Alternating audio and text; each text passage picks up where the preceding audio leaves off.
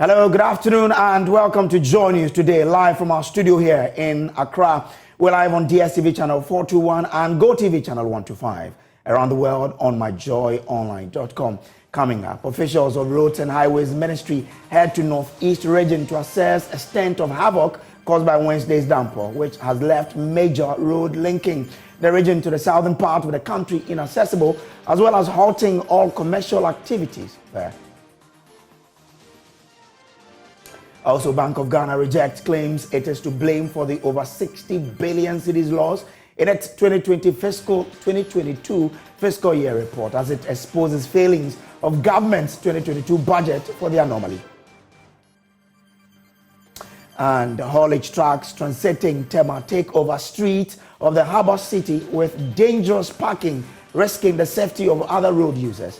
We'll hear from some residents of Tema who are asking city authorities to check the prevailing lawlessness endangering their lives. We have details of all of these plus business and more in this bulletin. Stay with us for details.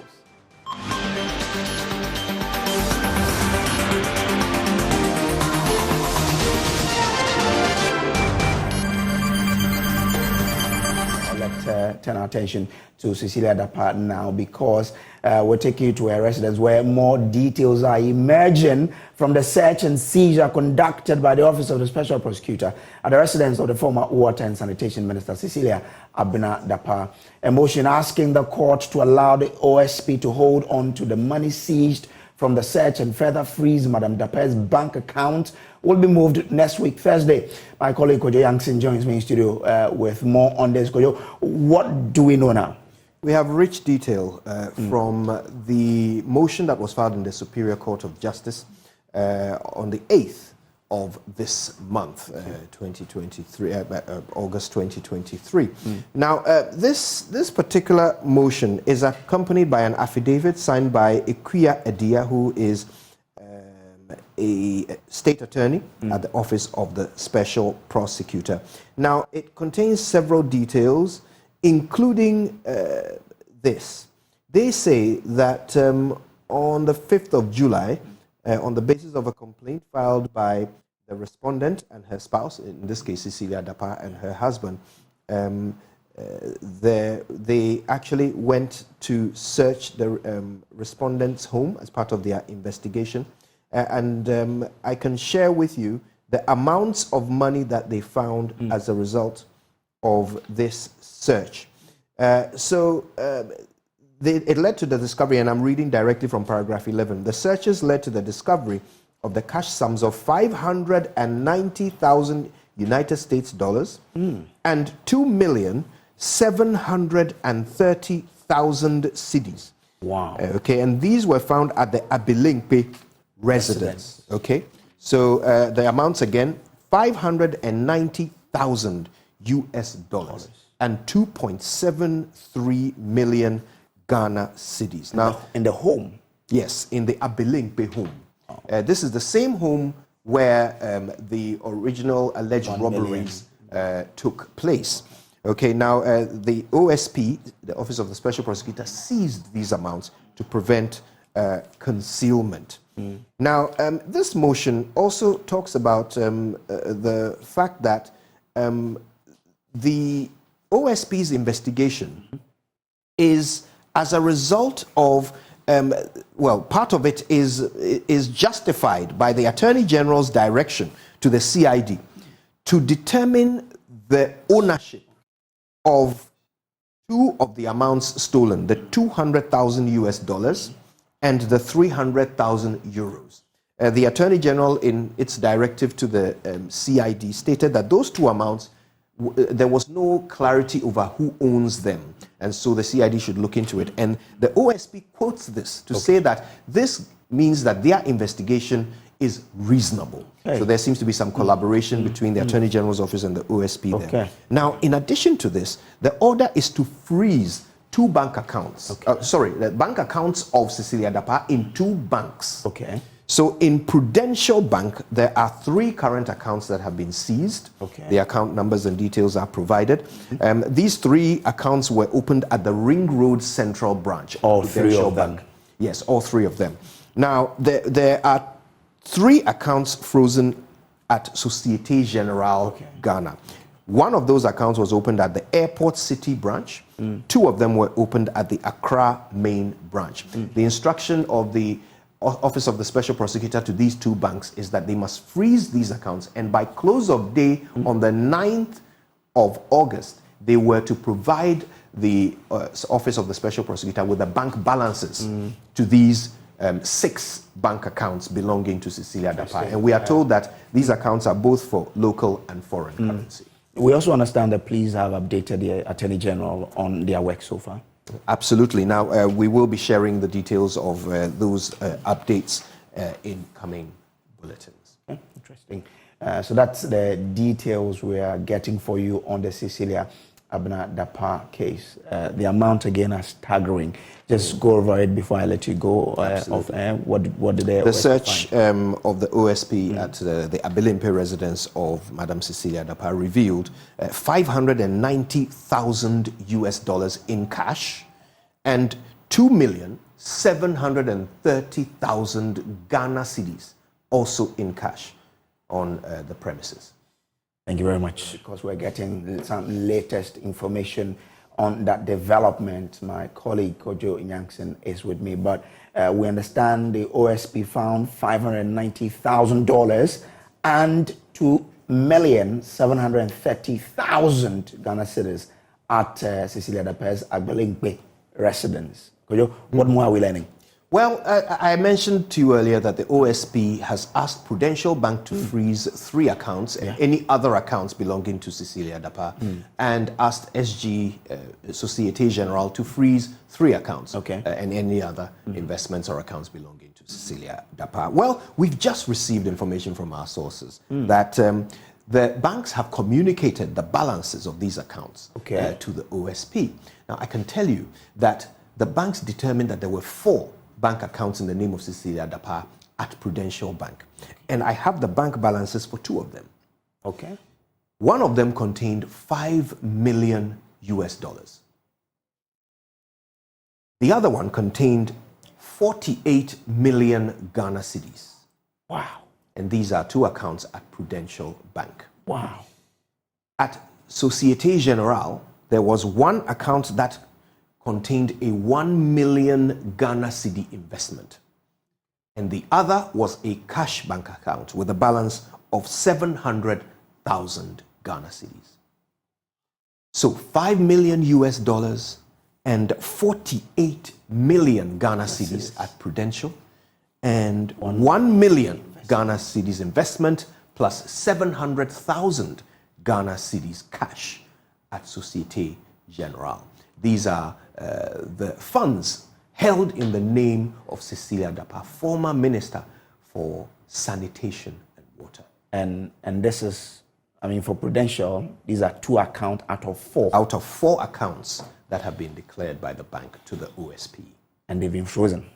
They are all frozen as we speak. Thank you. So that's the latest on the Cecilia Dapaah case. Interesting, development there. Well, let's take you out to other stories, because the Bank of Ghana says the faults in the government's 2022 budget failed to address fiscal concerns. The minority this week gave the governor and his deputies 21 days to resign over a 60 billion cedi loss the bank incurred, or they will picket their premises. But in an explosive response, Governor Dr. Ernest Addison indicates that the central bank cannot be blamed for the loss. My colleague Elton Brobe details extracts of the statement in the following report. 2 parts actually. One responding to the 60.8 billion Ghana cedis, and the other one directly responding to the minority NDC statement or news conference that they had on Tuesday. Now let's stay with the gaps that they identified in the 2022 budget. According to the Bank of Ghana, they said that as a result of the fiscal deficit in 2020, a sovereign spread on Ghana's bonds widened, signaling investor dissatisfaction. According to the budget for 2022, which was read in 2021, failed to address fiscal concerns, as the budget was even more expansionary by about 23%, with a raft of revenue measures to raise financing. As a result, the credit rating agencies, Fitch and the rest, further downgraded Ghana's sovereign debt rating, which blocked Ghana's access to international capital market borrowing. This, according to the Bank of Ghana, triggered a liquidity crisis, spilling over into a balance of payment crisis. Now, external and domestic payments needed to be made. The domestic auction was failing, and the Bank of Ghana, according to the statement, had to step in to arrest a major economic, social crisis that the country was faced with then. Economist Dr. Said Boache has been making sense of the BoG statement. He spoke to us on his desk. Why I'm not in the position to be able to fully exonerate the Bank of Ghana, because I don't have all the details, the nitty-gritty of it. Nevertheless, people should cut the Bank of Ghana a flag, in a sense that, what happened in 2022 was very unusual. The government had planned a budget, and in the first quarter, it had planned to go and borrow $4 billion from the Eurobond market. As a result of the downgrade, the country was virtually blocked from that market. Meanwhile, the government had done its own planning. What we should also understand is that it is not easy for government to retrench many or the biggest part of this budget. Look at compensation of employees, debt service, and others, which are even more than revenue. Secondly, revenue also underperformed. The Bank of Ghana had to step in, and everybody has to understand this. Everybody has to understand this. The Bank of Ghana has to step in. In addition to IMF also has to understand that. And that is why in our review of the IMF program, you tell IMF that you cannot put that block, that limit on our Bank of Ghana intervention. That is what is done everywhere in the world. When the central bank is in deep fiscal trouble, deep liquidity trouble, the central bank has to step in. So definitely the Bank of Ghana has to step in. Even though I do not know the amount involved that was supposed to be involved. And if they had overdone it, it's another thing. Still on the Bank of Ghana losses, the Importers and Exporters Association of Ghana are backing calls for the resignation of Governor Dr. Ernest Addison, Executive Secretary of the Association, Samson Asaki Awingobit, that said the demand is essential to rescue the central bank's reputation. I think this issue should not be only left to only the minority alone to be talking about it or to be fighting about it. This issue has to do with Ghana, and every level-headed Ghanaian, rightful thinker should be worried, because if you remember 2018, 2019 thereabout, there were some collapse of financial institutions by the governor of Bank of Ghana and his board of directors. What was it? The reason was that these banks had mismanaged, and these banks were in insolvency, and because of that, the governor of Bank of Ghana overnight closed them down. Today, we are seeing the same regulator who is saying that he's writing off certain debts about 48 billion. We are seeing the same governor or the same Bank of Ghana who is saying that they have made losses over 60 billion. And so you think that if the other MD of a commercial bank could not stay at post, and their staff could not stay at post, you can be at post when you have also caused that same issues. What were the reason? The reason was that if they did not take that decision to collapse those commercial banks at that time, our city was not going to be strong, resilient, and the economy was not going to be very resilient. Is that not it? And so today, it is now hit at your doorsteps. What decision? If I were to, in principle, the governor did not need the NDC as a political party to call for his head or for him to resign. Honestly, if I were to be the governor of Bank of Ghana, I Samson Asaki would have resigned. He also recommended a stronger collaboration between the Finance Ministry and the Bank of Ghana towards addressing the country's economic woes. Going forward, I strongly believe that the Bank of Ghana and the Finance Ministry should be talking to each other. I think today, I don't know if you are very much aware that today, as we speak, the inflation rate has gone up, and food inflation rate is leading. And I said it in the 2023 mid-year budget review. We're expecting the finance minister to abolish the COVID levy. We're expecting the finance minister to abolish the 2% import levy. Then we're expecting the finance minister to at least give her the 30% back on the restoration of the 30% on the Benjamin values. Based on that, import duty would have come down and there would have been instability. So far as you have taken, you withdraw the total reversal of the Benjamin values, where Ghanaians used to pay about, let's say, 70,000 to clear for a container, and today that same container will be cleared at 250,000 to 300,000. Definitely, you have directly brought in inflation to us. And I remember a week ago or so, the Bank of Ghana increased their prime rate, saying that they were doing that to make sure they fight or they fought inflation. And little did they know that today inflation has gone up again. So quite clearly, I think the two institutions are not working. And when the two institutions are not in talking terms, definitely that is the suffering that they will bring to we the Ghanaian. Then when you want to ask questions, then they are smart to say, I am in charge of financial policy and fiscal policy. That's the Minister of Finance.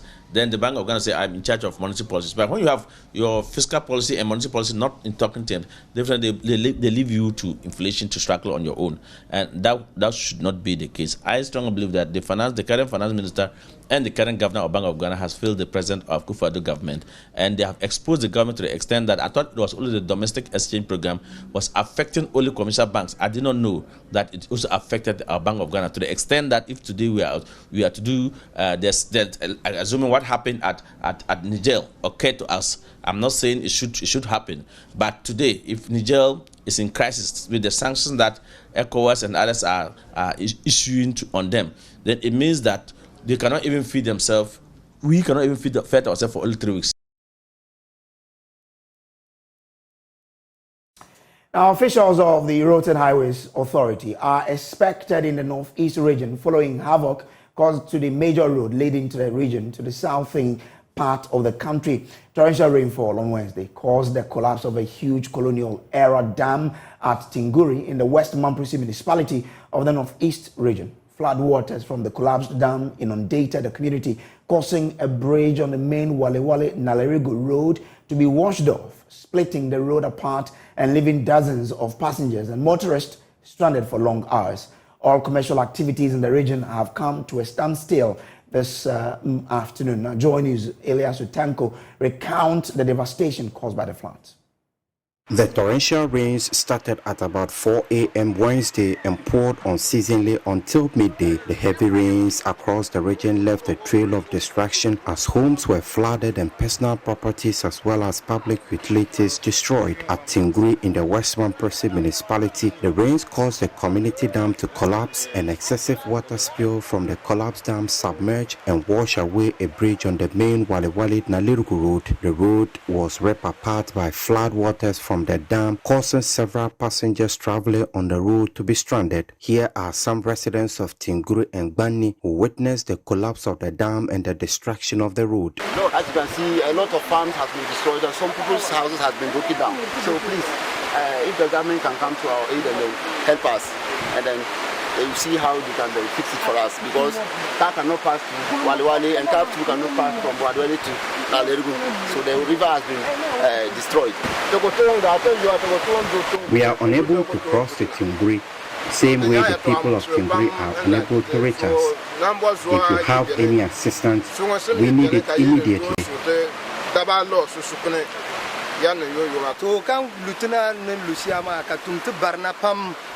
The rain has caused a lot of havoc. It has destroyed our bridge and has rendered the road unmotorable. As you can see, if they didn't come and block it, dry season we will not get water to build our houses. Our animals too will not get water to drink. So we are appealing to the stakeholders. Anyone who can come to our aid, we are pleading, please help us. If not, this year we will not find it easy. A group of travelers from Nalerugu was seen stranded here in Bani. Although officials of the National Disaster Management Organization visited the scene, the stranded passengers say they did not provide any assistance to them. As a result, a group of young people in Tinguri and Bani mobilized themselves and discovered a new route where desperate travelers cross for a fee. Passengers traveling in and out of the regional capital were offloaded at Tinguri and Bani, where they had to walk several miles or ride pillion through the bush road to reach this new crossing point. Emmanuel is the leader of the group. As you can see over there, you can see our other colleagues over there helping the other people out there. So when they come, also help them go the other way. When they can have their way to wherever destination they are going. That's exactly what we are doing. Broke, so we need help with the bag. If anybody there around can help us with the bag, Northeast Road, the main road of Northeast is broke. Today, this early in the morning, around 6 o'clock, rain to 12 o'clock before it stopped. It broke the Northeast rain. It broke the Northeast road. So we need help. The rains are said to have also caused significant damage to residential buildings and other properties in the East Mamprisi municipality and the Uyo district. The Disaster Management Organization said it could take days to conduct a full and complete assessment of the situation due to the intensity of destruction. The regional minister, who was also at the scene, declined to comment. The member of parliament for Nalerugu Gambaga, Alhaji Baba Seidu Isifu, who was traveling to his constituency, was forced to return to Tamale at Tinguri. Flood and other weather-related disasters are common in the Northeast region. Some of the victims are blaming their leaders for neglecting them. As you can see, if you go inside, you see what is happening. It causes a lot of havoc inside. And all the time we complain about it. But since that end up to now, authorities, they don't listen. Until sometimes, even something major happens, they don't come to our aid. When you come to our rooms, we can't sleep today. Where are we going to sleep? And sometimes when you complain, they don't listen. They really want someone to die before they will now come to our aid. Or what do they want? Ilyas Sultanko reporting from Tinguri for Joy News. Meanwhile, officials of the region, including the Disaster Management Organization, say for now it is impossible to conduct a comprehensive assessment of the situation as they call for immediate national attention. Northeast Regional Director of NADMO, John Kweku Al-Hassan, spoke to Joy News on News Desk with Bernice Abubeidulansa. What we are saying is that yesterday we experienced a heavy downpour and almost every part of the region was flooded. And then the Tinguli in question was that, there's a dam there at Bani. So the dam collapsed and then washed away the bridge. So NADMO and other security agencies were there to ensure that lands and properties are not lost. So I'm even surprised to hear some of them making such comments that they need assistance and they didn't get. What kind of assistance do they need and they didn't get? Well, we're there. Even the regional minister, the MCE for West Mamprisi municipality, NADMO officials were there. And we actually ensured that lands and properties were not lost yesterday. And the whole place was inundated with water. So we need to take time for the water to recede before NADMO officials can even get onto the front to do the proper assessment. Nobody is trapped. What we are saying is that it's the farms and the roads that are destroyed. And then we ensure that people should not even get closer to the disaster scene so that they can be affected. All right. And so we're on the ground. As I speak to you now, we are on the ground monitoring the situation. Okay. And I'm told that the minister this morning told us that the Minister of Roads and Transport, they are coming the incident scene to assess the situation so that from there we will see what we can do to help the people. The MP for Nalerugu Gambaga, Alhaji Yusuf Baba Seidu, said NADMO must be proactive in soliciting help for affected communities. Speak now, there's virtually no way somebody can access Nalerugu Gambaga and for them as have been Bogulindo and the rest of those adjoining constituencies and communities. So it is a very serious situation. 3 years ago, we had the same flood, and some bridges were washed off. I made a call. I even filed a question on the floor of Parliament to that effect. Up to now, those bridges are still hanging, and those particular communities in Timpela and Bogwajo, 2 bridges were washed off. Those communities for the past 3 years don't have access to, especially when we are in the rainy season. getting to hospital, getting school, coming out to do business and carry on their economic, even farming activities becomes a problem. So this particular one is a very serious one, a devastating disaster for us, and the national officer must be calling for government intervention. But what we are saying is that we need a very serious intervention because farms have been washed off. People have been in the farms for the past 3 months. Now their crops have been washed off. Markets are flooded, and people have been forced to evacuate their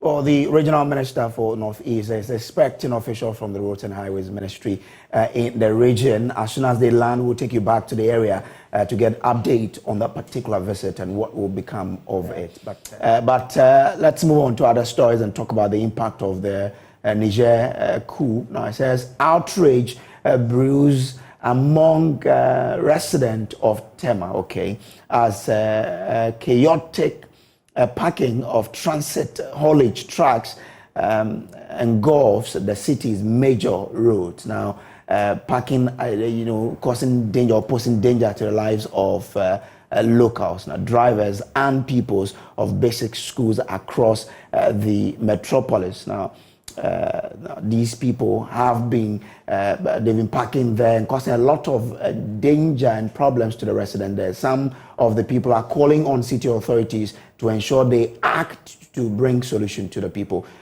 Tema correspondent Carlos Caloni has moved from here and has been interacting with the people that he's come through with this report. Which used to boast as one of Ghana's foremost planned cities is gradually losing its shine. And some have described the city as a decaying city due to a number of factors, including what you can see in your picture, where you find transit trucks parking by the shoulders of the road here on the Harbour Road, exposing motorists to a lot of danger. Residents have been expressing concerns over this issue and would want to speak to Masaudu, who is a concerned citizen here in Tema, about the situation and what he makes of the situation. As for this particular road, the transit people have taken over the road and it has narrowed the road. It has made sometimes when you want to cross the road, you don't see your view well. And it has caused 1 or 2 accidents on this road, several accidents, not 1 or 2. And because of here, the street light and other things too are not working. When they park, darkness overshadow the area and robbers too also attack. The zebra crossing too is fate. So even the children crossing, a car has hit children 1 or 2 or 3 times here due to this particular situation. And it seems the authorities are not concerned with it. A number of accidents has happened, which I've seen it with my own eyes. Yeah, I think a tanker driver, a small car, 2 cars, and the road was too narrow. So the other car need to hit the big truck on the road. The other uses the transit cars which are parked on the road. So they've been seeing it, and the police people are all aware because this is their route. In the evening, it's dangerous. We need to move even if the road is swelling because of the weight. It's spoiling the road. When you talk to them that they should not park here, then they are fighting with you. The Burkina, I don't know whether Burkina or Mali. So you don't need them. And the people are complaining because sometimes when people drop from the car to cross, if you don't watch it well, you're hit by a car. It's very dangerous. So we need to remove it here. We need to remove them. Have you had any experience yourself or anybody hit by vehicle? Yeah, several times. So nowadays we have some guys who normally stand here with a flag to direct the people to cross the road. Otherwise, they will hit by a car. It's very, very dangerous. In the evening, you can't stand them. All the time, I fight with them. We really concerned to TMA. We reported to commander, the regional commander. I called them. They came here. Still, they are still parking. You don't know. This is our problem. We need to remove them. It's very dangerous. They are swelling the road. This is Community 8, number 3 primary school, right by the road that goes to the harbour. Now, when the kids close from school, they come to this particular bus stop here and they cross to the other side of the road to pick vehicles into their various homes. But right across the road is what you can see, the trucks parked there, and according to residents, this is actually exposing the school kids to a lot of danger.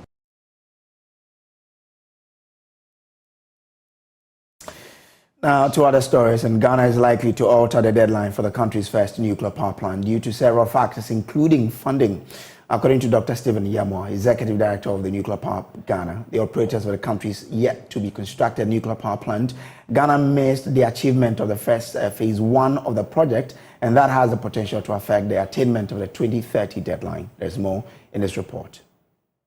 Government of Ghana decided to turn to nuclear energy to complement power generation in the country, as electricity demand has been estimated to be growing at a high rate of about 7 to 8% per annum over the past years.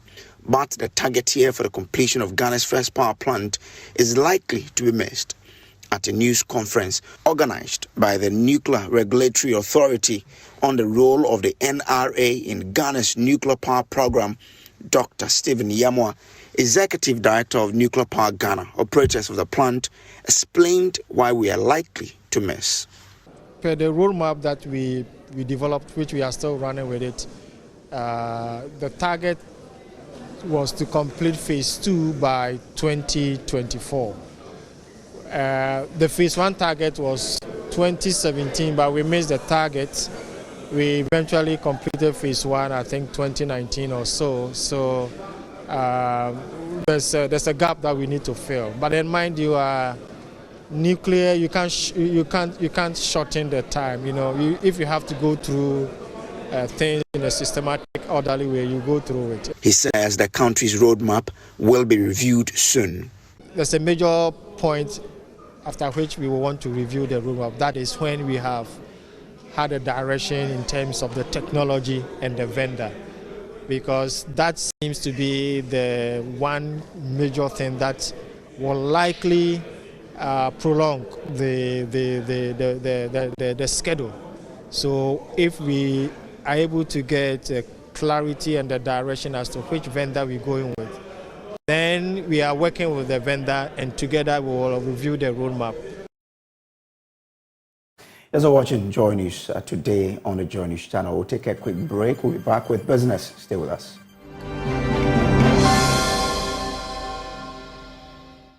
Hello, good afternoon. Welcome to the business segment on Joy News today with me, Pius Kojo-Baka. The Institute of Statistical, Social and Economic Research is making a case for the electronic transaction levy to be broadened to cover other areas of online businesses. Director for ISEP, Professor Peter Quartey, in an interview with Joy Business, said the levy can be changed to e-commerce tax with a reduced rate of less than 1% in order to attract many consumers. Here is more from the media budget review by the Economic and Research outfit. The Institute of Statistical, Social and Economic Research has been reviewing the media budget. It recommends some solutions to government that will address the country's budget deficit, high inflation, and concerns of stagnant growth in the private sector. Professor Peter Quartey therefore advised government to take a second look at the electronic transaction levy and broaden its scope to cover e-commerce businesses whilst reducing the rate further. The basic idea was not just to tax electronic transfers. It was a more comprehensive thought, but we have so far focused on electronic transfers, e-commerce, and then some of the businesses that are done online, and it's growing because of COVID. A lot of these businesses have flourished, and many businesses entrepreneurs are doing operating virtually. Some are operating from their homes. They have advertised and they are raking a lot of sales. So it's about time we move beyond electronic transfers and also look at e-commerce so that we can rake in more revenue. If we do so, we can even go ahead and reduce the e-levy rate whilst we tax more of the e-commerce to make up for the loss. Also responding to the assertion that the economy has turned around the corner, Professor Quartey argued there is more to be done to begin the recovery process. Exchange rate depreciation relatively stable, but yes, we have suspended debt payment, debt servicing, and it's very uncertain to what extent the foreign creditors are going to allow a haircut what are they going to forgive us and what are they going to ask us to pay. But I'm hoping on the balance of it all that we'll be able to afford and pay and have some stability. Eben Sabute's report for Joy Business. Now, some financial experts are calling on the Education Ministry to include financial literacy as a core subject in Ghana's educational curriculum. They believe limited information on investments and other financial subjects are contributing to the over 40% of Ghanaian youth who have resorted to gambling, particularly sports betting. Programs coordinator for the Ghana Youth Investment Program says the easy access to gambling information whips up the interest of the youth in money-exhausting ventures than long-term investments. Here is more. In the Ashanti Regional Edition of the Youth Investment Educational Tour, Joshua Mensah cautioned against a looming economic crisis if the youth fail to invest their resources appropriately. If the youth doesn't invest, it's going to be a disaster in Ghana, because the investment is the backbone of every economy in Ghana, in the world. So if the youth are not investing, now what is happening is gambling. The youth have really channeled their efforts to gamble. Now that we are about to start the premiership now in Ghana now, let's go to all the betting states in Ghana. There are a lot of them who are having a lot of ideas, a lot of information about gambling, betting, than investments. And I know that the difference between the rich and the poor is information. If the youth are not informed very well, it's going to affect them seriously. There is no enough information about investing among the youth in Ghana. And I want to appeal to the Ghana Education Service, the tertiary institutions, the stakeholders, to put financial education in the curriculum of our children. The Youth Investment Education Tour brought together both tertiary and secondary students for a financial experience in investments. The summit is aimed at promoting interest in savings and investments amongst the youth, thus boosting financial literacy. It expects to create awareness about the capital market and career guidance to students. Stocks expert Hafiz Aziz is advising the youth to make long-term investments. It's a very good way of investing, especially as youth. For youth, you have more time ahead, and when you're investing in shares or stocks, it should be a long-term thing. You should have that long-term mindset, all right, because of the up and down and the volatility when it comes to investment in stocks. So for youth, investing in stocks is a way forward. But before they invest, they should make sure that they do their research, they do their due diligence. They should make sure that they talk to a professional stock broker for a good advice as to which stock that they should select and invest in. And sorry to go there. And lastly, what do you think?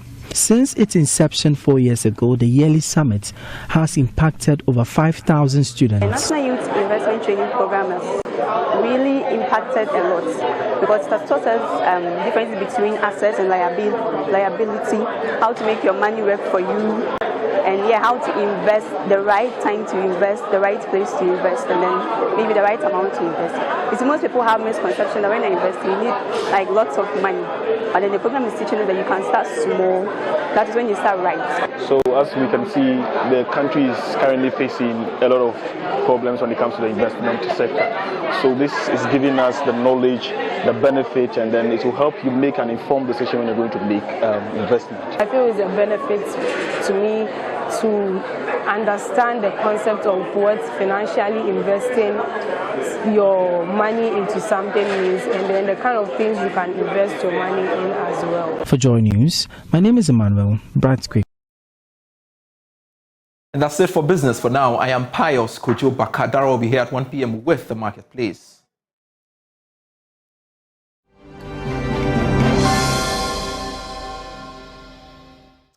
Let's do sports now on JoyNews Today with me, Muftao Nabila Abdullahi, and former Black Stars right back Samuel Inkum says that he has not retired from football yet. Speaking on Prime Take, he says due to his contract with Accra House of Oak, he wants to see off that before considering other alternatives in his career. At the moment, I have contract, so I don't talk about my contract, even though I know the contract is supposed to finish this month, but I have certain things in my contract that unless the contract finishes before I will start talk about new contract.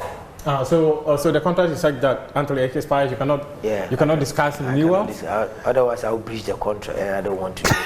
I respect this team. But I know you have other ambitions. Yeah. So it means what it means is that if you have to chase those ambitions, you're definitely not going to be renewing your contract. That's what I'm saying. I don't want to talk so much about this, but I have ambition. That ambition is that I also want to, after retire, I want to give the young ones. I want to help them to develop very well, because that's why I want to go into sports management. You know, to try to bring the talent, to scout the young talent as well, because we have it, but they need a good platform to also showcase themselves, because the problem we are having, we don't have too much facilities for our young players to develop. That is why every time wherever I am, wherever I go to, I mention Tobo Afede, His Royal Highness. Look at what he has done in Pobimine. This is the facilities that we need for the young players to develop. We need this kind of facilities. So I respect him so much. He's a great king. Now let's go to Techiman, where Ghana Athletics is currently having their elective assembly, and incumbent president Ababu Afalbek has withdrawn his candidacy and has thrown his weight behind Chief Executive Officer Bawa Fuseni to be elected president of the athletics governing body. Voting currently ongoing as delegates cast their ballots to elect new leadership for the athletics governing body for the next 4 years. So it is Bawa Fuseni, whom many people say is likely to be elected president of the Ghana Athletics.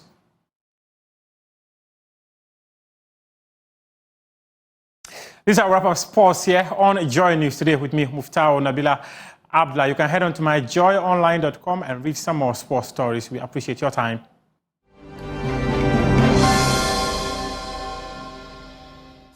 Let's do some showbiz now. And Ghanaian musical sensation Famia took the stage by storm as he thrilled fans at his first ever headline concert in London, UK. The event, which was in partnership with Bizzle Entertainment, took place at Broadway Barking Theatre, and it was nothing short of a resounding success. Famia's stage presence and vocal prowess captivated the audience from the very first note. His ability to connect with his fans on a personal level was evident as the crowd sang along to every lyric.